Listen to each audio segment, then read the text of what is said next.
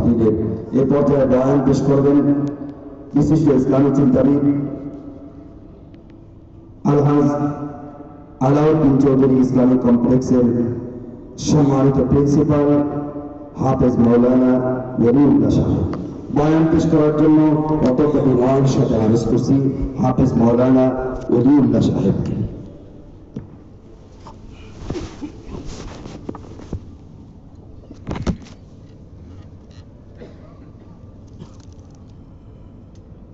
আসসালামু আলাইকুম।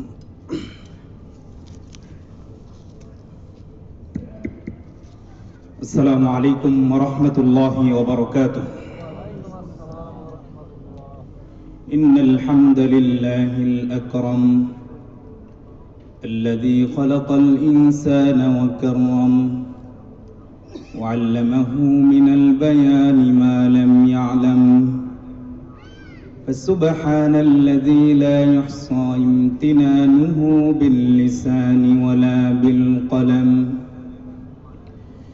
نشهد أن لا إله إلا الله وحده لا شريك له ونشهد أن سيدنا وحبيبنا ومولانا محمدا عبده ورسوله الذي أرسله بالحق بشيرا ونذيرا وداعيا إلى الله بإذنه وسراجا منيرا فقد قال الله تبارك وتعالى في كلامه المجيد والفرقان الحميد أعوذ بالله من الشيطان الرجيم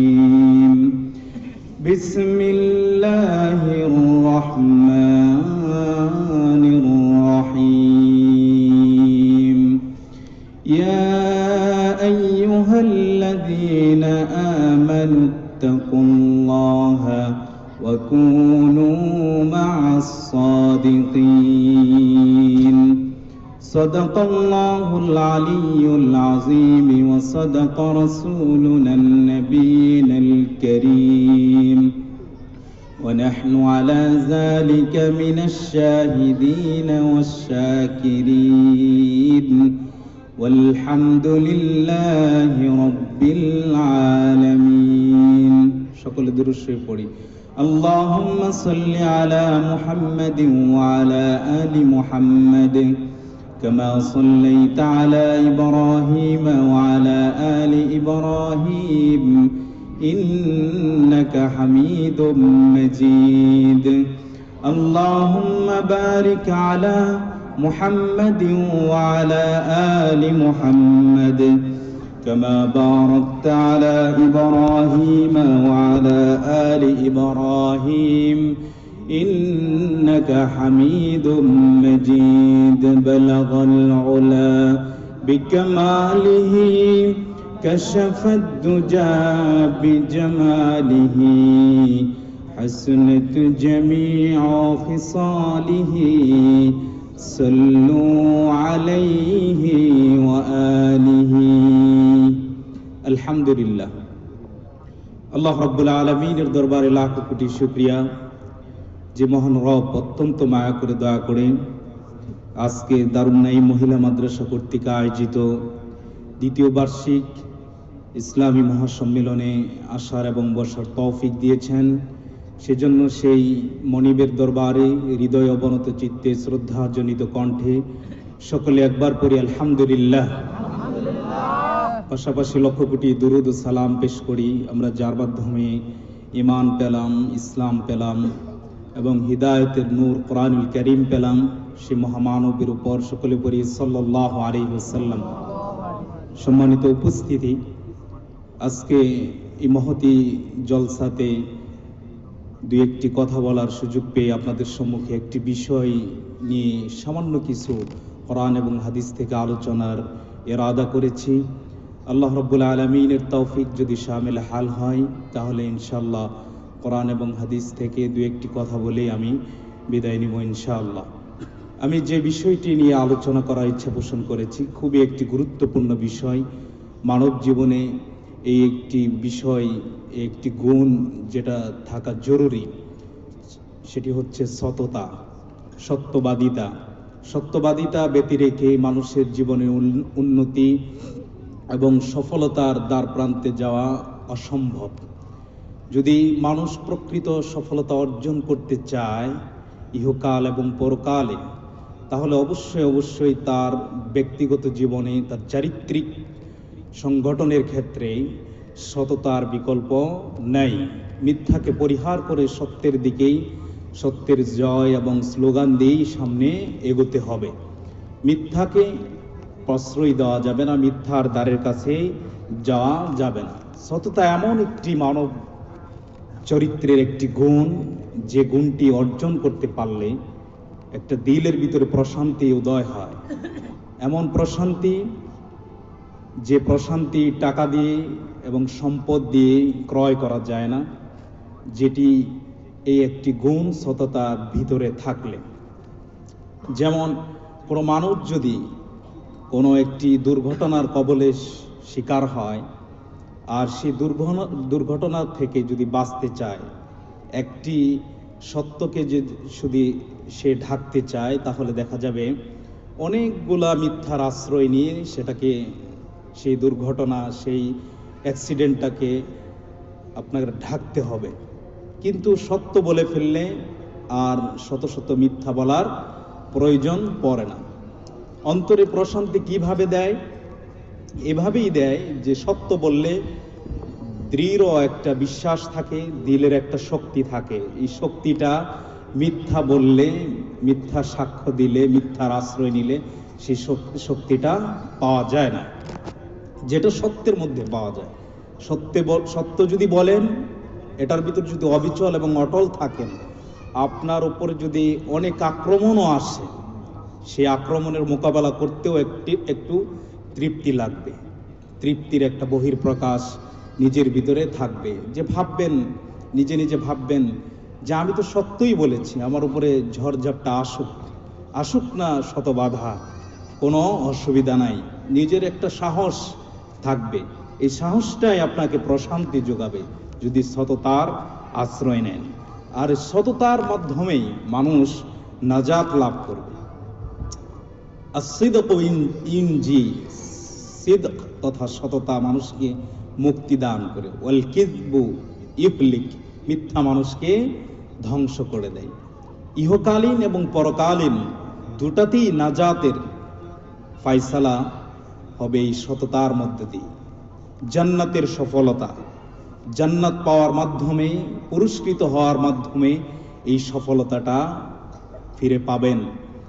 একটি স্থায়ী সফলতা হবে এই পুরস্কারের মাধ্যমে, যখন সততার পুরস্কার আল্লাহ রাব্বুল আলামিন আপনাকে আমাকে জান্নাতে দান করবেন। সেদিন বোঝা যাবে যে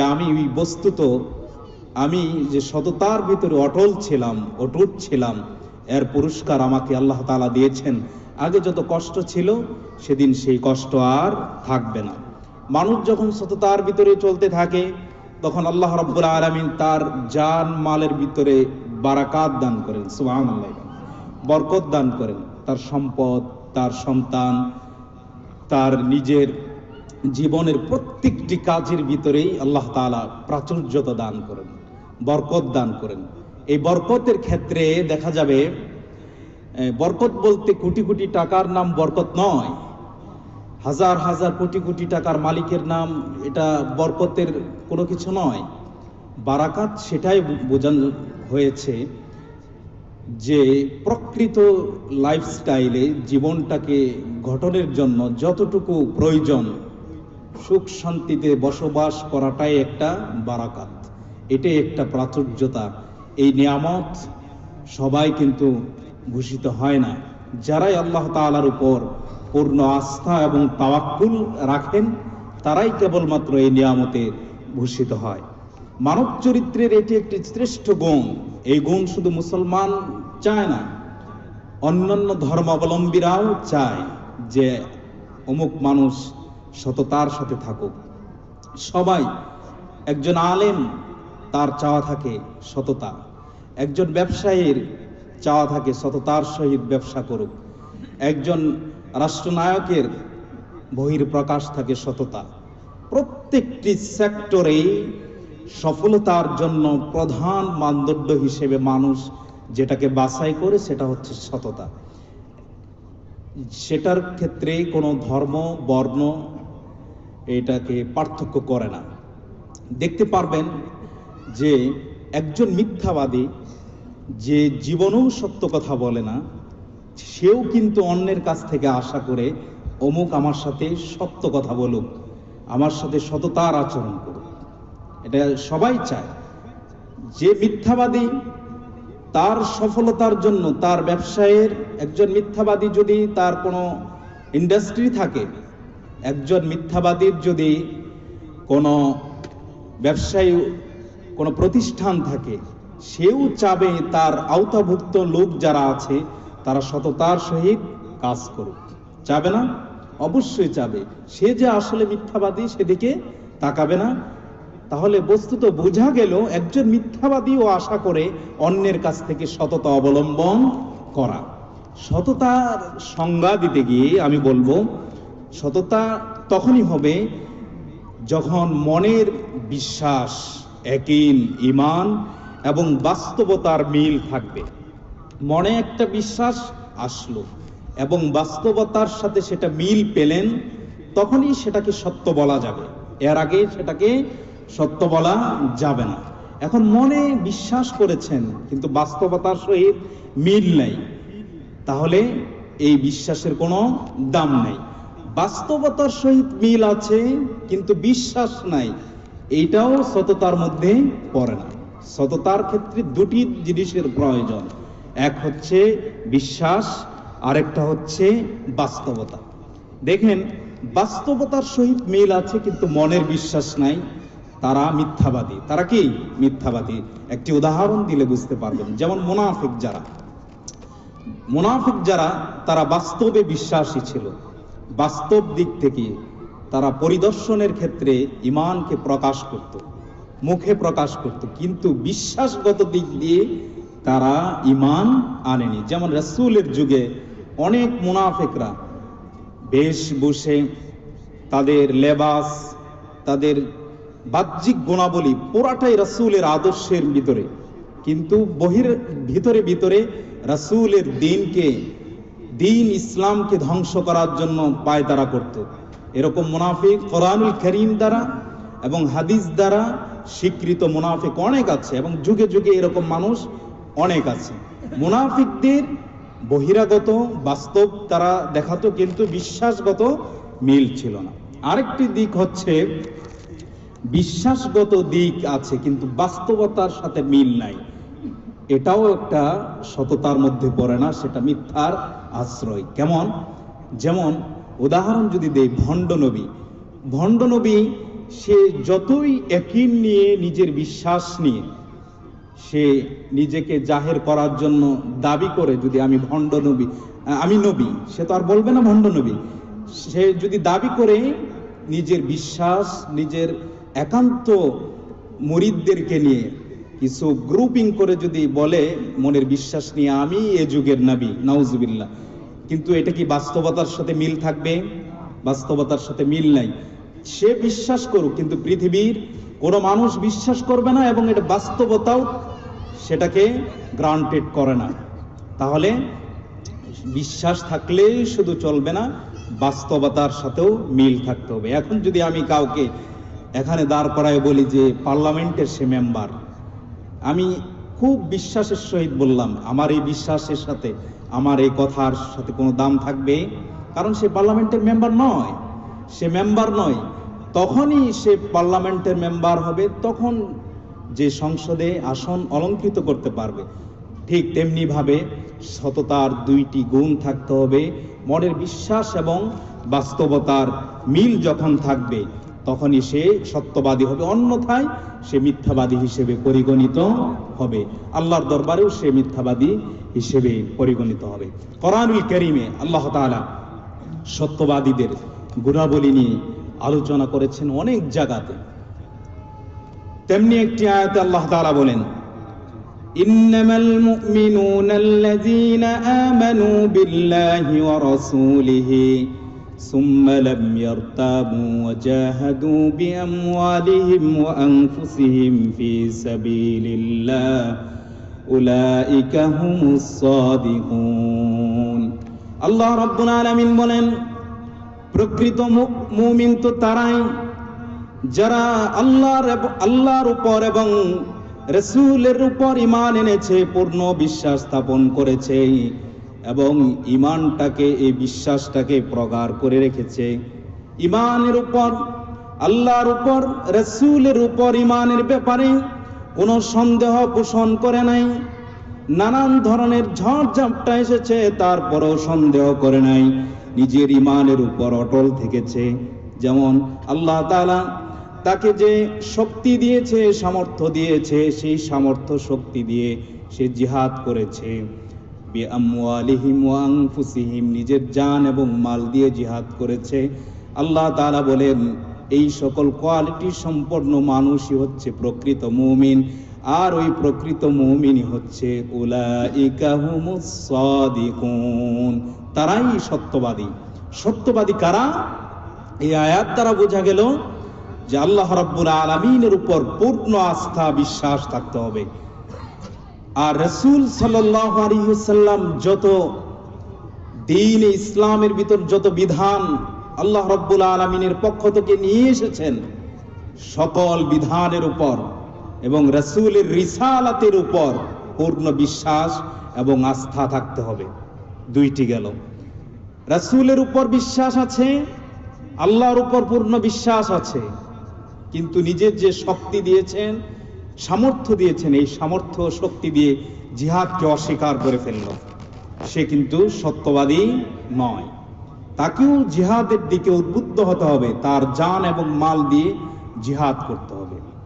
আল্লাহ তাআলা যে জান দিলেন, এই জানটাকে আল্লাহর রাস্তায় ব্যয় করতে হবে। আল্লাহ তাআলা যে মাল দিলেন, এই মালটাকে আল্লাহর পথে ব্যয় করতে হবে। চারটি গুণাবলীর কথা এখানে আল্লাহ তাআলা বলেছেন। এক নম্বর আল্লাহর উপর ঈমান, দুই নম্বর হচ্ছে রাসূল সাল্লাল্লাহু আলাইহি ওয়াসাল্লামের উপর ঈমান, আর তিন নম্বর হচ্ছে জিহাদ, আর চার নম্বর হচ্ছে আল্লাহর রাস্তায় সম্পদ ব্যয়।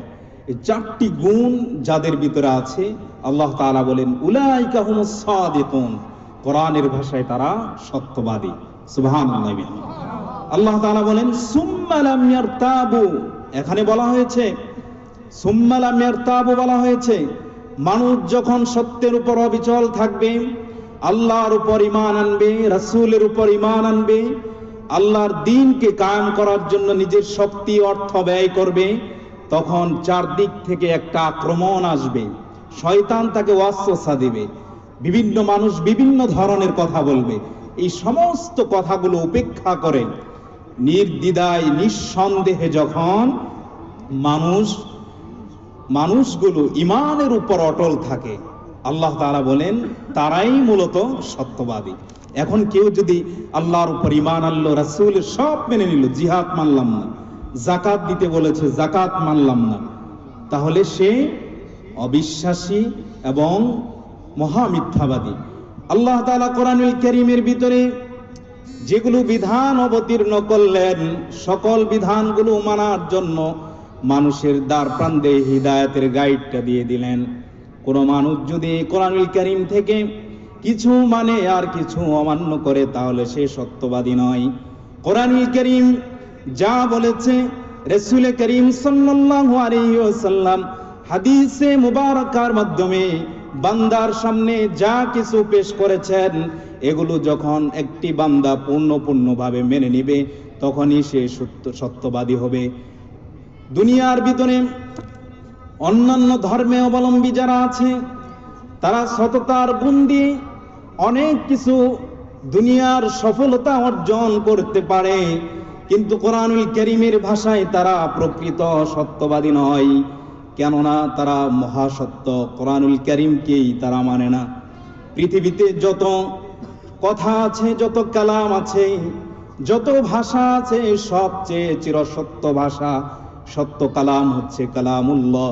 আল্লাহর কালামকে যারা মানে না, তারা জীবনের সফলতার জন্য ব্যবসায় সত্য কথা বলল, এই সত্য কথা বলার ক্ষেত্রে কোনো আখিরাতে ফায়দা হবে না। জীবনের সফলতার জন্য, রাজনৈতিক সফলতার জন্য সে সত্য কথা বলল, মানুষের ভালোবাসা অর্জন করলো, সে মূলত দুনিয়াতে সে সত্যবাদী হিসেবে প্রকাশ পেল। আল্লাহ রাব্বুল আলামিন বলেন, আমার এই মহাসত্যকে কুফরি করার কারণে, অস্বীকার করার কারণে মূলত তোমরা সত্যবাদী নও, তোমরা কিয়ামতের দিন অসত্যবাদী কাফেরদের কাতারে দাঁড়াবে। কোরআনুল কারীম হচ্ছে মহাসত্য। এই মহাসত্যকে সততার মধ্যে এনে নিজের জীবনে বাস্তবায়ন করে, তারপরে বাকি জীবনে সততা অবলম্বন করে নিজেকে সাদিক হিসেবে সাদিকিনদের কাতারে নিজের নাম লেখাতে হবে। আরেকটি সততার ক্ষেত্রে আমাদের সতর্কতা অবলম্বন করতে হবে যে আমরা অনেক আমল করি, নিজের জীবনটাকে সততার উপর পরিচালিত করতেছি। নিজেকে মানুষ জানে আমি বড় আলেম, মানুষ জানে আমি বড় আবেদ, মানুষ জানে আমি সাদেক, আমি সত্যবাদী। কিন্তু এই জানার মধ্যে যদি একটু গাফলতি থাকে, কেমন গাফলতি? আপনার মধ্যে আমার মধ্যে যদি এই আল্লাহ তাআলার হুকুম আহকাম পালন করার ক্ষেত্রে যদি মানুষকে দেখানোর এবং মানুষকে খুশি করার উদ্দেশ্য নিজের দিলের ভিতরে থাকে, তাহলে সেও মূলত মিথ্যাবাদী, সে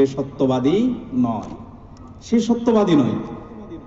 বাহ্যিকভাবে দেখা যাচ্ছে মানুষ তাকে সত্যবাদী বলতেছে, কিন্তু তার ভিতরগত এই সকল কাজ শুধু মানুষকে দেখানোর জন্য, মানুষের প্রশংসা করানোর জন্য, নিজের রব আল্লাহ তাআলার সন্তুষ্টি অর্জনের জন্য সে কিছুই করে না।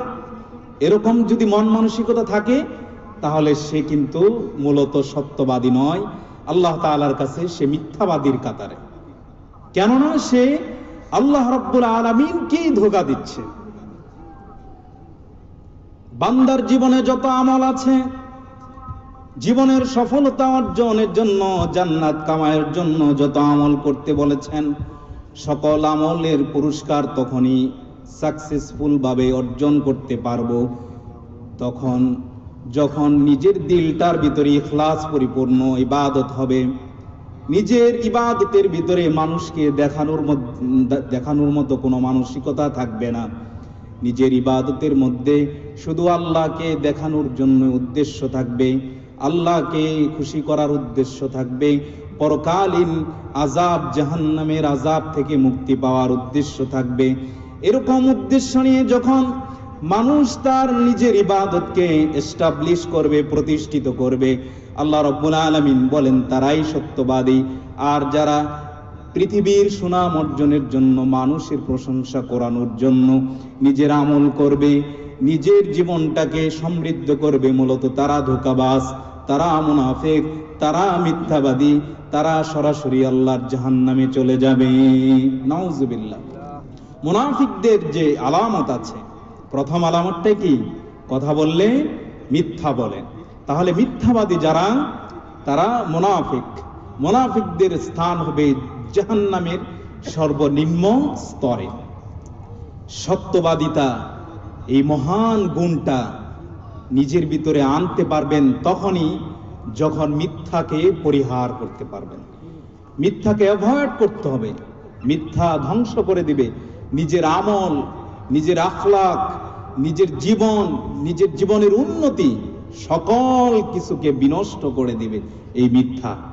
তা আল্লাহ তাআলা এই সত্যবাদী হওয়ার জন্য, সত্যবাদীদের সাথে থাকার জন্য, কেমনে সত্যবাদী হবেন এই ব্যাপারে দিক নির্দেশনা দিয়ে দিয়েছেন কোরআনুল কারীমের ভিতরে।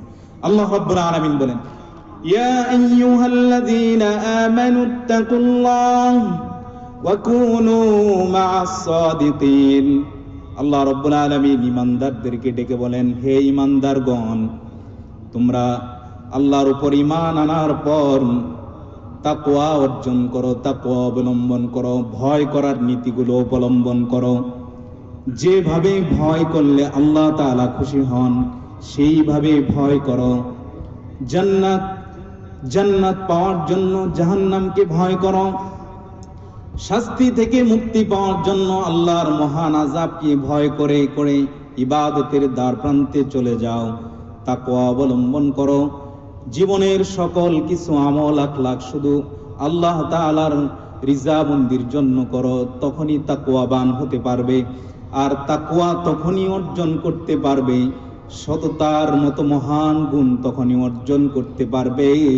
আল্লাহ তাআলা বলেন, ওয়াকুনু মা'আস সাদিকিন, তোমরা সত্যবাদীদের সাথী হয়ে যাও। সত্যবাদী কেমনে হবেন? সত্যবাদীর সাথে সংস্পর্শে চলাফেরা করুন। যারা সত্য কথা বলে তাদের সাথে সংস্পর্শে থাকুন। সত্যবাদী তারাই যারা মহাসত্যকে নিয়ে কথা বলে, অর্থাৎ কোরআনুল কারীমকে নিয়ে কথা বলে, কোরআনুল কারীমের আলোচনা করে, তারাই মূলত প্রকৃত সত্যবাদী। হাদিসের বাণী যুগে যুগে ইসলামের বিজয়গুলো কিভাবে এসেছে, এই কথাগুলো মানুষের দ্বার প্রান্তে যখন পৌঁছে দেয়, এই কথাগুলোই মূলত সত্য কথা, মহাসত্য কথা, ইউনিভার্সাল ট্রুথ যেটাকে বলা হয়। এই সত্যের উপর আর কোনো সত্য নাই। এই সত্যের উপর যারা প্রতিষ্ঠিত থাকবে, এই সত্যের মেসেজগুলো মানুষের দ্বার প্রান্তে যারা পৌঁছে দিবেন, তাদের সংস্পর্শে চলাফেরা করুন। মুফাসসিরিনরা বলেছেন, ওয়াকুনু মা'আস সাদিকিন, দ্বারা এখানে সাদিকিন তো তারাই যারা কোরআনের কথা বলে, কোরআনের বাহক, কোরআনের ধারক, হাদিসের বাহক, হাদিসের ধারক বাহক, হাদিসের ধারক বাহক অর্থাৎ আলেমদের সংস্পর্শে আসুন, আলেমদের সাথে ওঠা বসা করুন। সত্যবাদী তো তারাই যারা কোরআনের কথা বলে, তাদের সাথে ওঠা বসা করুন।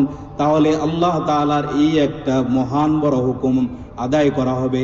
আল্লাহ তাআলা বলেন, ওয়াকুনু মা'আস সাদিকিন, সত্যবাদীদের সাথী হয়ে যাও। আল্লাহ তাআলা এখানে আদেশ করেছেন।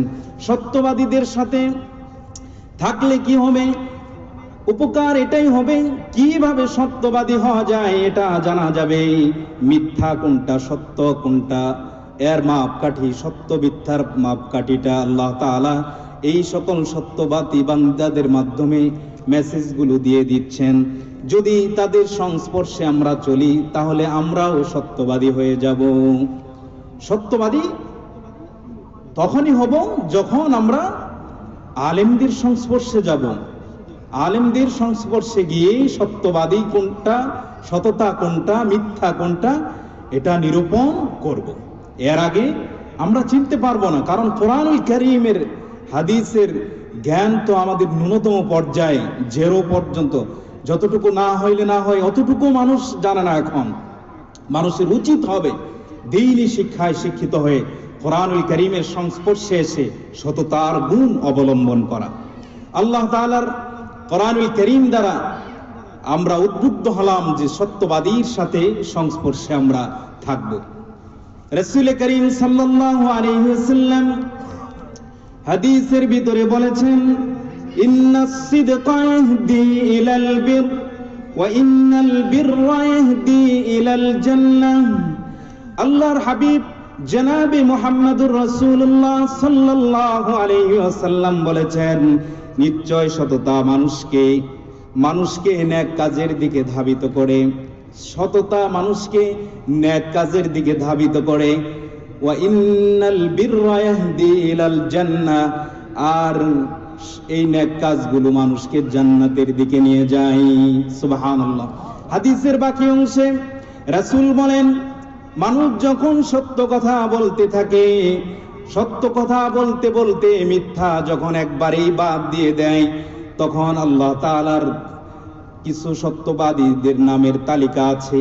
ওই তালিকা অর্থাৎ সিদ্দিকিনদের নামের তালিকায় এই মুসলিম ইমানদারের নামটাও লিখে দেন। সুবহানাল্লাহ। আর যখন একজন মানুষ মিথ্যা কথা বলে, ইন্নাল কিযবা ইয়াহদি ইলাল ফুজুর, নিশ্চয় মিথ্যা মানুষকে পাপের দিকে ধাবিত করে। ওয়া ইন্নাল ফুজুরা ইয়াহদি ইলান নার, আর ফুজুর অর্থাৎ পাপ কাজ মানুষকে জাহান্নামের দিকে ধাবিত করে। বান্দা যখন মিথ্যা কথা বলতে থাকে, মিথ্যা কথা বলতে বলতে এক পর্যায়ে দেখা যাচ্ছে সে মিথ্যাবাদী হয়ে গিয়েছে। মিথ্যা ছাড়া তার মুখের ভিতরে কিছুই আসে না। আল্লাহ তাআলার কাজ্জাব নামগুলো একটা তালিকা আছে, যারা মিথ্যাবাদী ওই মিথ্যাবাদীদের নামের কাতারে তার নামটাও লিখে দেওয়া হয়। আর মিথ্যাবাদীরা আল্লাহ তাআলা তাদেরকে জাহান্নামে পৌঁছায় দেন। নাউজুবিল্লাহি মিন যালিক। তাহলে যে সত্যর উপর অটল থাকবে আল্লাহ তাআলা সিদ্দিকিনদের সাথে নাম লেখাই দিবেন। সুবহানাল্লাহ।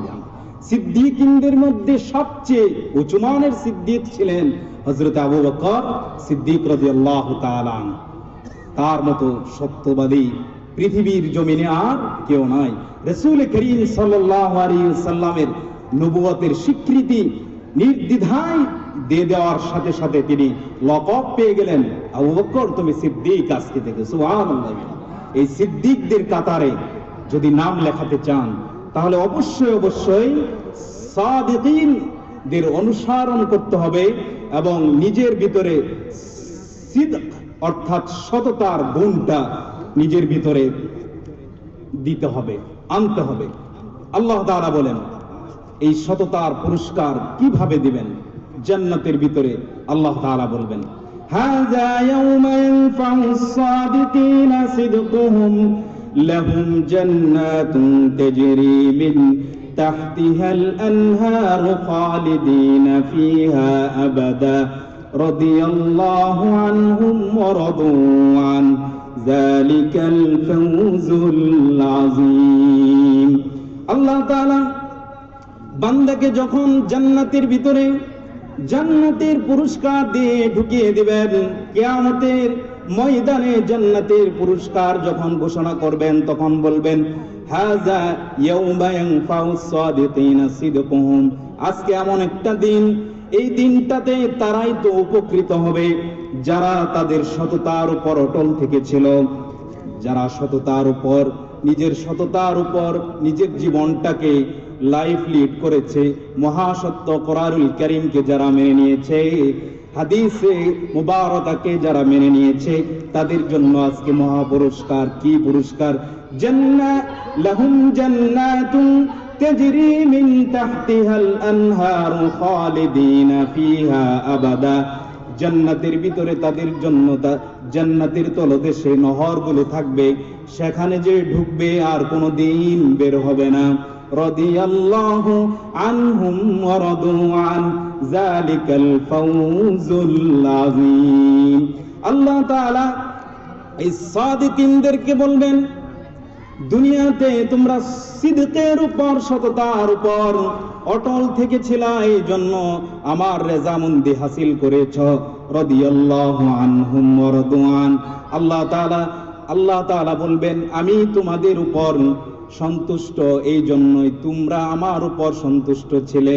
এই জন্য আজকে থেকে আর কোনো দিন তোমাদের উপর অসন্তুষ্ট হব না। দুনিয়াতে যখন খারাপ কাজ করতেছিলে তোমাদের উপর অসন্তুষ্ট হয়ে গিয়েছিলাম, দুনিয়াতে মিথ্যা বলেছিলে, গুনাহ করেছিলে, তোমাদের উপর আমি অসন্তুষ্টি জ্ঞাপন করেছিলাম। আবার যখন তওবা করে আমার দ্বার প্রান্তে ফিরে এসেছ তখন আমি মাফ করে দিয়েছি, ক্ষমা করে দিয়েছি। আজকে এই তওবার উপর অটল থেকে মৃত্যুবরণ করে জান্নাতের সার্টিফিকেটটা পেলা, আজ থেকে আর কোনো দিন তোমাদের উপর অসন্তুষ্ট হব না। চিরকাল পর্যন্ত যে জীবনটার শুরু হবে কিন্তু শেষ নাই, মহাকাল ব্যাপী তোমাদের উপর শুধু সন্তুষ্টই থাকবো, শুধু সন্তুষ্টই থাকবো। যালিকাল ফাওজুল আযীম। এটাই হচ্ছে তোমাদের জন্য মহা সফলতা। সুবহানাল্লাহ। এর চেয়ে বড় সফলতার সেদিন নাই। সিদকের গুণাবলী নিয়ে যখন এই সার্টিফিকেটটা নিবে, জান্নাত যখন পাবে, আর আল্লাহ বলবেন আজকে থেকে তোমাদের উপর আর কোনোদিন অসন্তুষ্ট হব না, এই কথাটা বলার পরে বান্দার টেন্ডেন্সিটা কি হবে? বান্দার খুশিতে আত্মহারা হয়ে চোখের পানি ছেড়ে দিবে জান্নাতের চাবি পাওয়ার পর। এই সকল সিদকের ব্যাপারে, এই মহা সফলতার ব্যাপারে প্রতিযোগিতা করার জন্য আল্লাহ তাআলা কোরআনুল কারীমের ভিতরে উদ্বুদ্ধ করেছেন, লিমিসলি হাযা ফালইআমালিল আমিলুন। এই রকম সফলতার জন্য যারা সফলতা অর্জন করেছে আমলকারী, তাদের সাথে আমল করো, তাদের সাথে আমলকারী হয়ে যাও, তাহলেই দেখবা তোমরাও সফলতা অর্জন করবা। তারা যেরকম আমল করে করে সফলতা অর্জন করতেছে, দুনিয়ার জীবনটাকে কোনো কিছুই মনে করতেছে না, আখিরাতকে যারা প্রাধান্য দিতেছে, দুনিয়াকে একবারেই তুচ্ছ মনে করতেছে, তাদের মতো তোমরা তাদের সাথে প্রতিযোগিতা করো, আমলের সাথে আমল বাড়ায় দাও, তাহলে তোমরাও জান্নাতের ওয়ারিস হয়ে যাবা। আল্লাহ তাআলা বলেন, ওয়াফি যালিকা ফালতানাফাসিল মুতানাফিসুন। জান্নাতের মতো মহা পুরস্কার পেতে হলে, সততার পুরস্কার নিয়ে জান্নাতে যেতে হলে আপনাদের আমাদের উচিত হবে, যারা এই সকল সততার উপর, জান্নাত পাওয়ার উপর, আমলের উপর যারা প্রতিযোগিতা করে, তাদের সাথে প্রতিযোগিতা করো। ওয়া তাআওয়ানু আলাল বিররি ওয়াত তাকওয়া, তাকওয়া এবং বীর কাজের, ভালো কাজের ব্যাপারে প্রতিযোগিতা করো, একে অপরের সাথে প্রতিযোগিতা করো। আমাদের মানসিকতা, প্রতিযোগিতার মানসিকতা আছে এখন সম্পদ উপার্জনের, আমাদের মানসিকতা আছে মানুষের ধন সম্পদ কিভাবে বাড়বে। এই মানসিকতাটা চেঞ্জ করে আল্লাহ রাব্বুল আলামিনের জান্নাত পাওয়ার ক্ষেত্রে প্রতিযোগিতা করার জন্য নির্দেশ দিয়েছেন। এজন্য আমাদের উচিত হবে সততা অবলম্বন করে জান্নাতের পুরস্কারে পুরস্কৃত হওয়ার জন্য